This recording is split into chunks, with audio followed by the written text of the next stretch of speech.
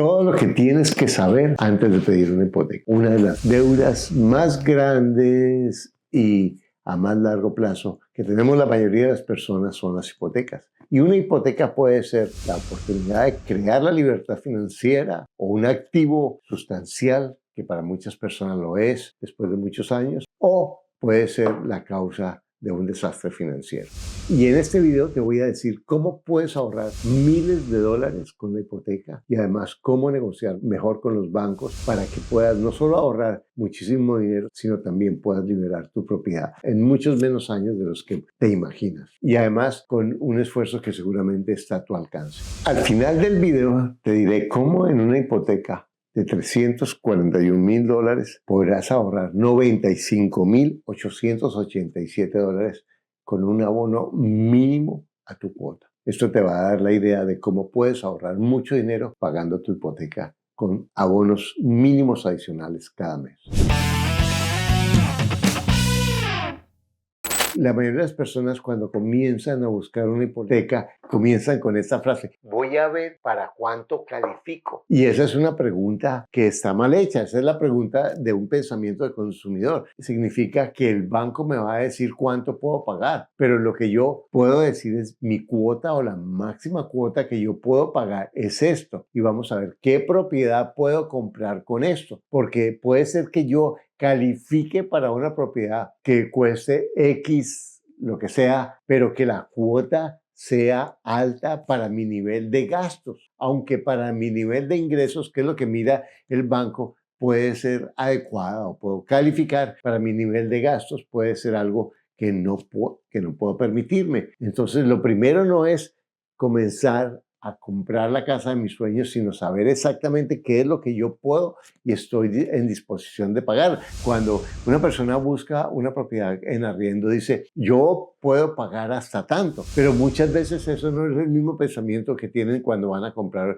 una propiedad, a ver para cuánto me califica el banco. Y realmente yo puedo ir al banco diciendo mi máxima capacidad de pago o lo que tengo la disposición de pagar máximo es esto. Y los bancos me van a decir, a lo mejor eso combina o no combina, y el banco va a medir cuál es mi ingreso, cuál es la garantía que yo le doy, cuál es la capacidad de crédito que tengo, cuál es el valor del inmueble con el que yo puedo acceder. Pero en últimas, yo soy quien tengo que decidir si esto que yo puedo pagar corresponde a la propiedad que yo quiero tener o que a mí me conviene tener. Porque en últimas, la mayoría de las personas no empezamos comprando la casa que queremos, sino la casa que podemos. ¿Cuál es la recomendación que tú me has oído seguramente en mi canal y que yo repito? Es lo importante de buscar una cuota que la renta de esa propiedad, en caso de que yo no viva ahí, pague la hipoteca más los gastos, de manera que la propiedad se autofinancie, que de manera que cuando yo tome la propiedad, mire la propiedad como un negocio, así yo vaya a vivir ahí. Ahora, lo ideal es que tú pagues menos de lo que tú pagas en renta por la hipoteca. En este momento, por el alza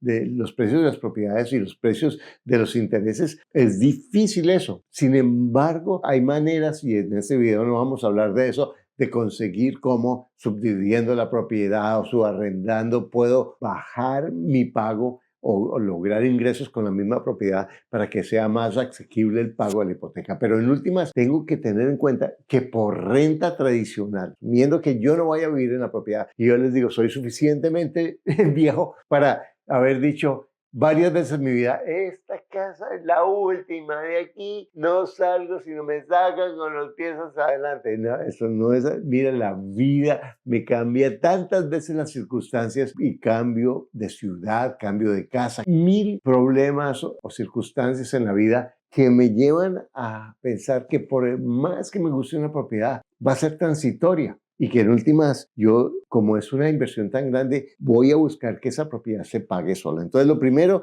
es mirar cuánto tengo disposición de pagar, hacer mi presupuesto de gastos y decidir cuánto tengo disposición de pagar. Segundo, ir al banco y preguntar para cuánto califico. ¿Cómo va a ser ese proceso de ir al banco? Si yo voy a un solo banco o llamo a una sola persona, voy a tomar el riesgo de que la persona me diga lo que según el programa de su banco, que yo califico, que no califico, que califico para tanto, califico para tanto. La realidad es que cada banco tiene programas diferentes y programas para personas diferentes. Entonces, lo primero es ir a tu banco y preguntar. Pero algo que es importante es ir y en el mismo banco preguntarle a varios funcionarios o preguntar varias veces. Puede ser como calzón, intenso, lo que sea, pero muchas veces los funcionarios saben lo que saben de su pedacito y un banco tiene muchísimos productos y la mayoría de los funcionarios están entrenados en lo que están entrenados y están entrenados para responder por un manual. Pero si yo le pregunto a varios funcionarios, voy a encontrar que alguno a lo mejor me va a hablar de distintos puntos de vista sobre mi situación personal para calificar y además sobre el tipo de programas que tiene el banco. Entonces, si yo le pregunto a varios personajes, ellos me van a pedir unas condiciones. Voy a empezar a llenar esas condiciones. Las condiciones que ellos me piden me van a llevar a ponerme las tareas de cumplir lo que me pide esa institución. Pero si yo voy a varias instituciones, voy a empezar a ver los patrones que me están pidiendo. Por ejemplo, que haya declarado mis impuestos, cuáles son los ingresos mensuales que tengo, cuáles son las deudas que tengo, cuál es el crédito que yo tengo, qué es lo que yo tengo que hacer para mejorar mi crédito. Y si yo voy a varias personas en el mismo banco y además voy a varios bancos, voy a encontrar que tengo muchísimas más alternativas de los que yo creo que tengo. No te imaginas el poder de preguntar. Yo sé que toma tiempo y que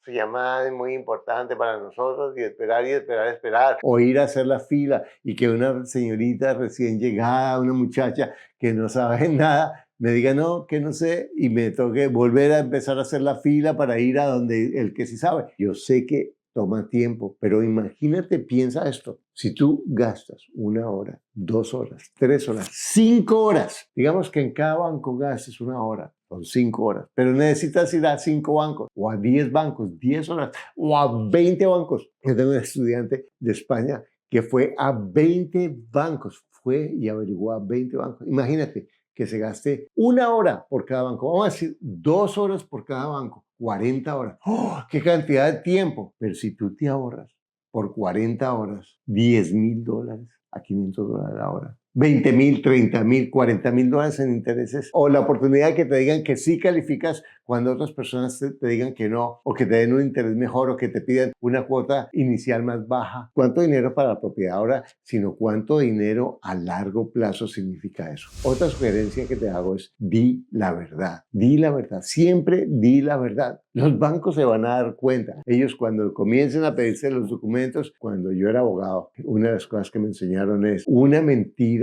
más que conocerse por los hechos, se conoce por la incongruencia. Entonces, cuando un banco empieza a pedir papeles y yo digo una cosa, pero los papeles dicen otra, es una bandera amarilla o muchas veces roja para que me rechacen un crédito. Es preferible que desde el comienzo pongan las cartas sobre la mesa para que tú sepas con qué cuentas y cómo puedes manejar las cosas. Tú sabes que no tienes todo, comienzas a decir, bueno, sé que todavía no estoy listo, dígame qué necesito para estar listo. Y toma eso como una tarea que a lo mejor te va a tomar 6 meses, 1 año, a lo mejor 2. Es que tengo demasiadas deudas. Perfecto, pero que tú lo hagas con una visión de largo plazo, primero te va a evitar trabajo, porque si tú vas a ir a comprar una propiedad, te has dicho mentiras al banco en la aplicación y después pides los papeles, vas a meterte en un problema grande y vas a perder tu credibilidad con agente de bienes raíces, con el banco, con el comprador, el vendedor de tu propiedad. Entonces, de una vez di lo que tú puedes, lo que no puedes, la verdad de lo que es. Piensa siempre en las estrategias de salida. Si voy a tener una hipoteca y en ese momento por mis ingresos puedo pagar esto y me siento como, pero puede ser que pierda mi trabajo, que me divorcie, que me enferme, lo que es, cualquiera de las cosas que nos lleve la vida. ¿Cuál es mi estrategia de salida? Por eso te decía al comienzo, mira que la propiedad se pueda arrendar, que se pueda arrendar fácil. Y eso lo sabes haciendo un estudio de mercado, mirando alrededor. No es tan difícil, es preguntando. Y que la renta pague la hipoteca. O que si la propiedad se pueda vender. Mira si es fácil de vender. ¿Cuál es la estrategia de salida? Si es que no puedo pagar, la puedo arrendar. Si es que no la puedo arrendar, la puedo vender. Que uno de los peores desastres financieros es que te hagan un remate, un foreclosure y te quiten la propiedad, porque eso te mata tu crédito por 10 años. Te sube los intereses de todos los demás créditos mientras tanto y te mata financieramente de muchas maneras. Es preferible perder a corto plazo, así sean unos miles de dólares, desafortunadamente, pero eso es a largo plazo mucho mejor negocio que dejarte perder una casa. Ah, es que la casa es del banco, que pierde el banco. No, el que pierde soy yo. El banco mueve un papel, una cifra de un lado para otro y no va a ser gran cosa, pero para una persona que la propiedad aparezca en foreclosure o en remate es un problema increíble. Entonces mira cuáles son las estrategias de salida. Cuando compres, haz lo que se llama una cláusula de contingencia con el crédito. Cuando tú vas a hacer tu contrato de compra, asegúrate que diga la cláusula penal o las arras o lo que doy de escrow tiene contingencia con la aprobación del crédito, que si el banco no me aprueba el crédito, pues entonces el contrato se deshace y no hay penalidad para ninguna de las personas, porque los bancos me dicen que su crédito está aprobado, en realidad es preaprobado, porque aunque me digan que está aprobado, en el proceso de llevar mis documentos puede que salga un documento que el banco, es que por esto el comité o no sé quién no aprueban el crédito. Entonces es importante que pongas esa cláusula de contingencia en el contrato de compra-venta. Y por otro lado, que muchas personas que compran en plano subestiman o no tienen en cuenta, y es que yo digo, voy a comprar una propiedad que vale $100,000 y me la entregan en 3 o 4 años. Y yo me comprometo a comprar esa propiedad y a ir pagando una cuota inicial y al final sacar un crédito del banco con hipoteca para pagar el saldo. Pero eso es una locura. Fíjate, por ejemplo, las personas que compraron en el 2020, 2019, 3 o 4 años, ahora en el 2023 los intereses están 3 veces más caros. Imagínate lo que eso significa para alguien que estaba calculando que iba a pagar una cuota de 1,000 y ahora le salen 2,000, 2,500. Y su salario seguramente no le aumenta en la misma proporción. Lo que va a pasar es que esa persona cuando se presente al banco no va a calificar. Y si no ha tenido esa cláusula de contingencia, lo que va a pasar es que posiblemente puede perder todo el dinero que ha ahorrado en esa cuota inicial. Por eso a mí no me gustan ese tipo de contratos porque tienen muchísimo riesgo para la persona que está comprando a largo plazo. Siempre pide los números del cierre. ¿Cuáles son los números al cierre? Primero, ¿qué interés te van a dar? Algunos bancos no te garantizan el interés hasta el último momento, pero tú puedes buscar y presionar para que te digan cuál va a ser el interés y cuál va a ser tu cuota mensual. Y además, cuáles son los seguros que vas a pagar. Algunas veces es posible comprar el seguro aparte y es más barato. ¿Cuáles son los seguros? ¿Cuáles son los impuestos? ¿Cuál es el total de la cuota que vas a pagar? Y esos gastos de cierre a veces te cobran que comisión del banco o se llama puntos, que es un porcentaje sobre el valor del crédito. Los bancos tienen distintas tarifas que se cobran y la agencia de títulos, los impuestos. Asegúrate cuáles son los gastos de cierre para cuando tú estés en la mesa de escritura no te digan, te falta tanto dinero y te pegues una sorpresa desagradable que te pueda arriesgar a perder tu negocio o a meterte en un problema o a salir a pedir dinero a costos exagerados porque no habías presupuestado eso. Entonces, pregunta, no importa que te diga, ay, qué cansón, no me importa. Darlo de forma gentil, qué pena, me da pena ser tan cansón. Yo sé que su tiempo vale mucho, pero como yo quiero cumplir y no quiero quedarle mal a nadie, por favor, me podría escribir en un papelito. Mi tía decía la importancia de saber hacerse el bruto, porque así tú puedes preguntar, porque tú estás haciendo un compromiso a 5, 10, 15, 20 años, 30 años. Tienes que tener claro a qué te estás comprometiendo. No que te digan, eso es fácil, eso lo hace todo el mundo. Averigua, pregunta. Nada de eso es secreto. 99% de los países es algo que los gobiernos, las entidades regulatorias obligan a que eso sea claro y transparente. Cuando tú vas donde el banco, asegúrate que hay cosas como el pago de los automóviles, el pago de las cuotas, las tarjetas de crédito altas que van a afectar tu capacidad de endeudamiento, pero además cuando entre más deudas tengas, más interés te van a cobrar porque más riesgos vas a tener para el banco. Bueno, para terminar, quiero darte un ejemplo del pago anticipado y del poder que eso tiene sobre una hipoteca. Vamos a decir, en una hipoteca de $314,000, en la que el pago sea de $1,572, de los cuales $1,287 van a intereses cada mes y $285 a capital. Pero fíjate, si yo abono $143. Todos los meses me voy a ahorrar 93 meses. En total, $95,887 solo ahorrando $143, que es el 9% de mi cuota. Y me ahorro 7.5 años